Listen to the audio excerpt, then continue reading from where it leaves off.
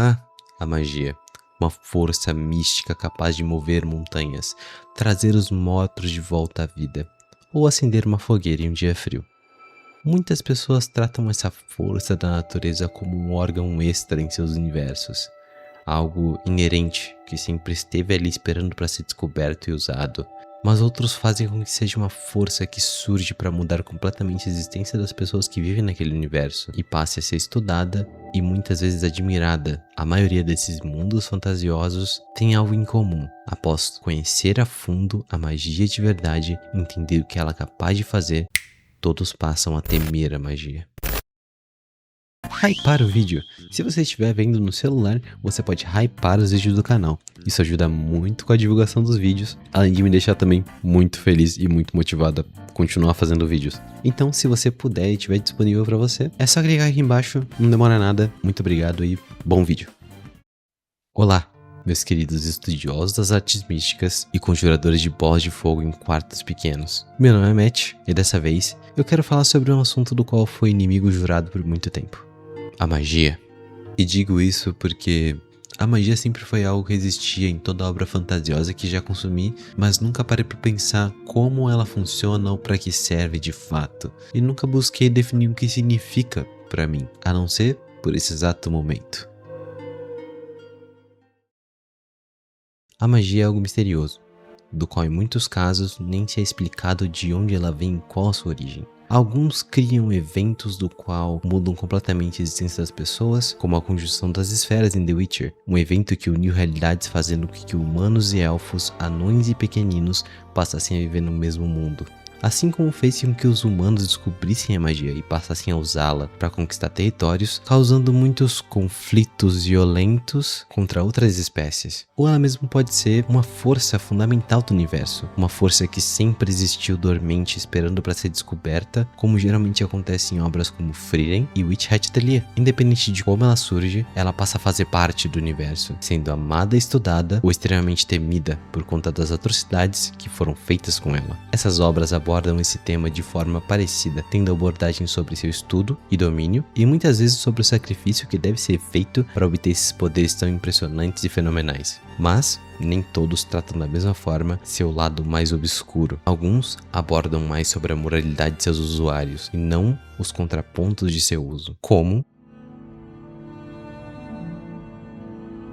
em Soulstone no Frieren, a magia é uma força inerente, sempre existe no universo, e as pessoas sabem que a magia existe, e são capazes de estudar ela, e é tratada com uma certa naturalidade. Magos são conhecidos, e até mesmo têm sua própria organização. Todos os seres possuem a energia necessária para conjurar magias, conhecida como mana. E mesmo sem saber a teoria e os fundamentos necessários para usar a magia de forma eficiente, ainda é possível usar habilidades extremamente poderosas e realizar magias que aparentam ser complexas.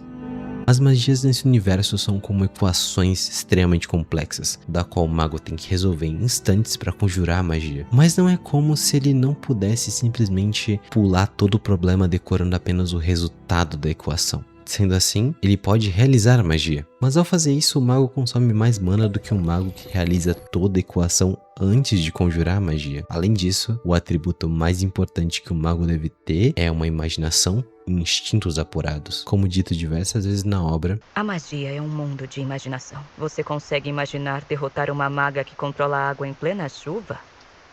Confesso que eu mesma não consigo. Como dito algumas vezes, se o mago não consegue visualizar o que está fazendo, ele provavelmente falhará. Ou seja, o que realmente consta nesse tipo de situação é a mentalidade do conjurador. Só que o mundo da magia não é tão simples assim.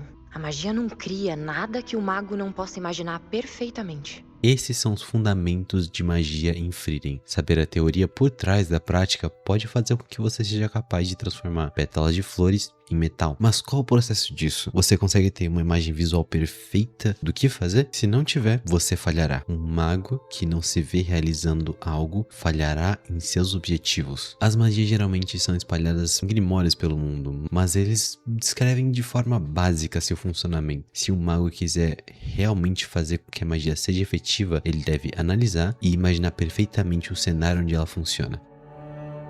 A magia em Frieren pode ser algo lindo, encantador e único. assim como algo extremamente perigoso, já que o mundo passou por momentos difíceis até a queda do Rei Demônio pelo grupo de heróis que Frieren fazia parte. Mas isso não foi o fim dos perigos do mundo de Frieren, porque os principais usuários de magia, na verdade, são os antagonistas da obra, os demônios. Demônios em Frieren passam a vida toda aprimorando suas magias. Eles nascem com uma aptidão para magia específica e passam toda a sua vida praticando e aprimorando ela para devastar outros seres de forma mais eficiente. Que é o que vemos com Qual, com Zoltrak, Lugner com a magia de controle de sangue, Aura com a balança da obediência e Revolt com as 4 espadas. Todos eles treinam suas vidas inteiras, acumulando conhecimento, mana e poder. Alguns deles são tão poderosos que tiveram que ser contidos para que pudessem ter mais tempo de estudar a magia em que se especializaram e seu funcionamento, como Qual desenvolvendo Zoltrak, conhecida como a magia para matar pessoas. E apenas depois de mais de 70 anos conseguiram desenvolver uma forma de defesa para essa magia. A magia em Frieren é viva, evolui e tem seus usos constantemente modificados pelo tempo, como o Zoltrak, por exemplo, que foi modificado para, ao invés de ser eficiente para matar humanos, passasse a ser eficiente para matar demônios. Magias de defesa foram criadas com o tempo, encantamentos em armas e armaduras foram fortalecidas, e novas utilidades foram descobertas ao longo das décadas. Mas se ao invés de estudada espalhada pelo mundo, todos soubessem que grimórios com magia estão espalhados por aí para serem usados para todo tipo de coisa, se a magia fosse considerada perigosa demais para que fosse compartilhada, se todos soubessem que a magia existe, mas apenas algumas pessoas soubessem de fato como ela pode ser feita, e por conta disso, muito de seu conhecimento e capacidade permanece oculto, até mesmo de magos já muito experientes, como é o caso do universo de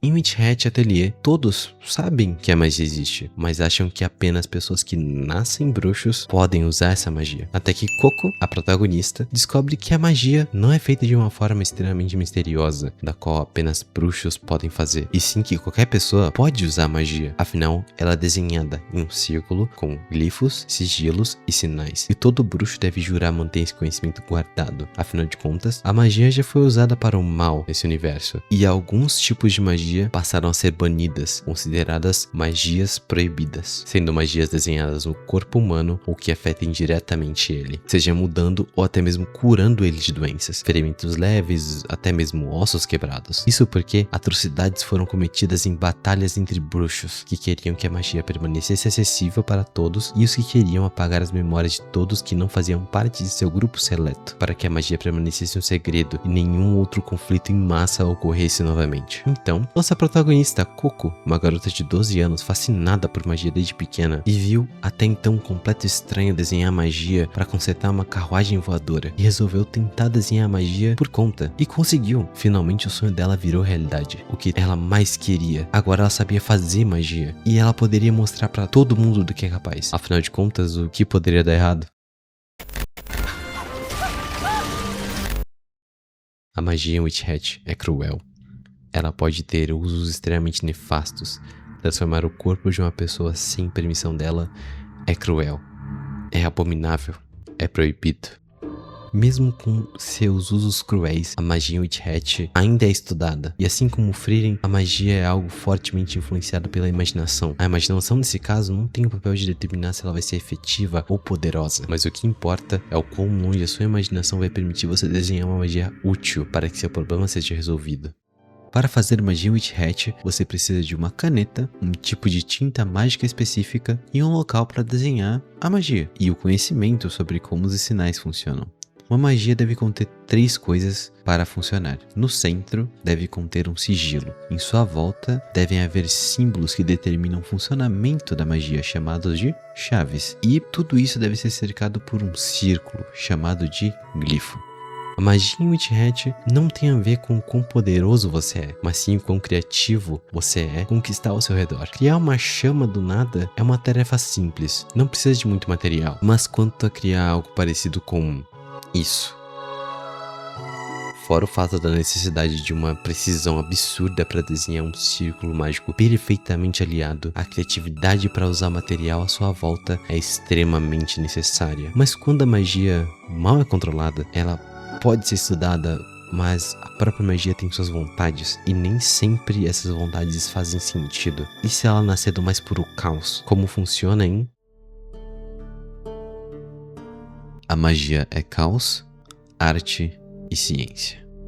A magia em The Witcher é complexa, por seus próprios motivos. Eu citei antes que a magia uniu universos paralelos em um evento chamado Conjunção das Esferas, que revelou para os humanos a existência da magia, uma força mística desconhecida, mas estudada por muitos feiticeiros, também conhecida como caos.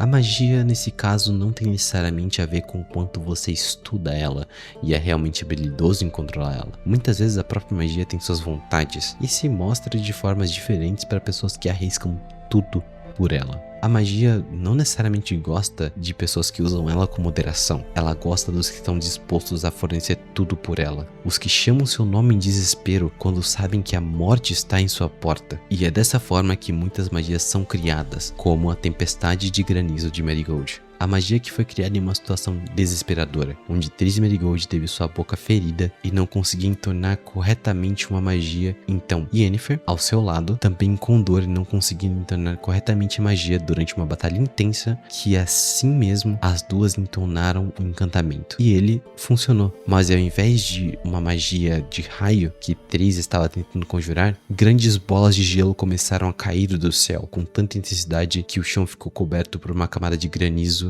e sangue. O encantamento usado por ambas foi um fruto do mais profundo desespero e medo. Nenhum outro feiticeiro na história tentou replicar esse feito, nem mesmo a própria pessoa que criou a magia e tem seu nome nela ousa repetir esse feito. A magia em The Witcher é complexa, mas por ótimos motivos. Ela se baseia em 4 fatores. Primeiro, força. A força da qual se refere à energia usada de fontes naturais de poder, que estão espalhadas pelo mundo e são chamadas de veios, lugares onde a magia latente se espalha, afugentando todo tipo de animais, menos gatos. E claro, que essa força tem um custo. Você deve drenar a energia desse veio, mas se tentar absorver mais do que realmente é capaz, você pode ser punido pelo seu próprio corpo, por não aguentar a quantidade de poder que você tentou absorver, ou por não ter o poder suficiente para usar a magia. Segundo, arte. A magia é considerada um talento natural. Você não nasce sabendo magia. A realidade é que todos podem usar magia, mas nem todos serão excepcionais no uso dela, e pouquíssimos serão aceitos como aprendizes de fato, e uma quantidade menor ainda se torna feiticeiro autônomo. Terceiro, ciência. Apesar da magia não aparentar gostar de situações previsíveis, você deve ter o conhecimento para conjurar encantamentos e o conhecimento para extrair poder dos veios que guardam a magia. Sendo assim, muitos feiticeiros e feiticeiras passam grande parte de suas vidas trancados em escolas aprendendo magia durante toda a sua juventude. Quarto, caos. O conhecimento da magia inclui conhecimento sobre a imprevisibilidade da magia e seus efeitos, e por conta disso, muitos feiticeiros e feiticeiras jovens são fortemente aconselhados a evitar certos tipos de magia. Mas a magia não só beneficia o feiticeiro mais ousado, ela também o pune, e às vezes até mesmo consome ele. Nesse universo, a magia é dividida entre elementos naturais, que geram ela, sendo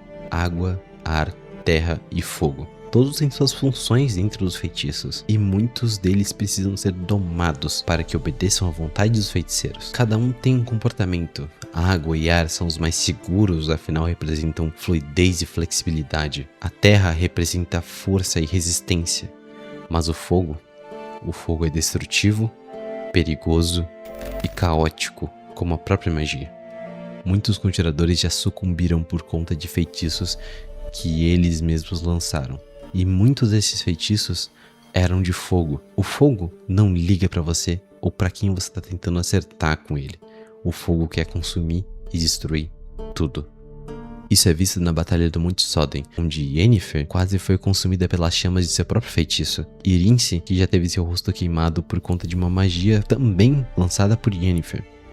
e não por conta de uma cusparada de bebida como foi na série. Apesar disso, Rince é caótico e mesmo tendo uma cicatriz enorme em seu rosto por causa do fogo, ele ainda usa esse elemento com orgulho e audácia. Nesse universo, a magia muitas vezes molda o caráter do conjurador. Os feiticeiros devem dominar o caos natural do seu universo, e por conta disso, muitos deles são arrogantes e presunçosos, sendo esse o maior ponto fraco dos feiticeiros nesse universo, o orgulho. Afinal de contas, Rince não era um feiticeiro admirável, ele era louco, desprezível, um psicopata, como a grande maioria dos feiticeiros nesse mundo, já que eles dominam o caos. E quem disse que eles não podem dominar reinos, vencer conflitos e lidar com situações políticas? A magia é tratada de diversas formas em muitos outros universos, desde uma força que é usada para combater seres malignos, mas também é usada de forma hedionda por humanos, para matar outras pessoas. Outros tratam como algo secreto, que deve ser usado com cautela e consciência, mas que é capaz de atrocidades indescritíveis com outros humanos. E outros universos que preferem uma abordagem mais visceral, como basicamente uma aposta da vida do conjurador, da qual coloca sua vida em uma balança toda vez que conjura uma magia. Todos esses mundos têm seus questionamentos sobre a magia. Uns precisam para sobreviver, outros podem se questionar se é certo ela existir ou sequer são merecedores de usá-la. E outros apenas têm magia como refúgio de uma vida miserável que tinham antes de poder usá-la. A realidade é que a magia sempre está atrelada com a personalidade do conjurador, mas não é como se a magia moldasse a personalidade dele, e sim o oposto. A magia é moldada pela personalidade do conjurador, sendo ele uma pessoa mais fria e distante, uma pessoa mais arrogante e impulsiva, ou alguém que consegue pensar muito bem em cada mísero detalhe de sua conjuração, mas não quer aparentar tanto assim. De todas as formas, a magia não é algo só para medir poder entre dois personagens que estão lutando no campo de batalha em todo anime shounen por aí. Claro, ela é muito usada para isso, mas nem sempre esse é o intuito dela. Ela pode ser usada como um recurso que te deixa contar uma história só pela existência dela, pelo fato de como ela surge, como ela muda a vida das pessoas para melhor ou para muito pior. E é claro, sempre existirão pessoas que usaram a magia por mal e usaram ela para fins destrutivos. Mas então nesse caso, qual seria a solução para isso? Permitir que ela seja usada de qualquer forma e mesmo alguns conjuradores muito imprevisíveis, realmente maldosos, continuem usando ela, ou simplesmente bani-la para sempre, para que ninguém mais use essa força divina da qual não se devia brincar de qualquer forma? A segunda opção parece muito mais correta, sendo que se ninguém mais conhecer a magia, ninguém vai poder usar ela por um fim maligno, não é? Até que, por acaso, por algum acaso, alguém descubra essa fagulha de conhecimento novamente e acenda uma fogueira. Uma fogueira que rapidamente sairá de controle, incendiando uma floresta inteira, junto com ela uma casa, uma cidade e por fim talvez o mundo inteiro. Quanto tempo teríamos até alguém dizer novamente que os fins justificam os meios, que a necessidade é a mãe da inovação, e com isso criar algo hediondo novamente? Afinal de contas, humanos podem ser assustadores, e ainda mais assustador é como deixamos coisas horríveis acontecerem tão facilmente.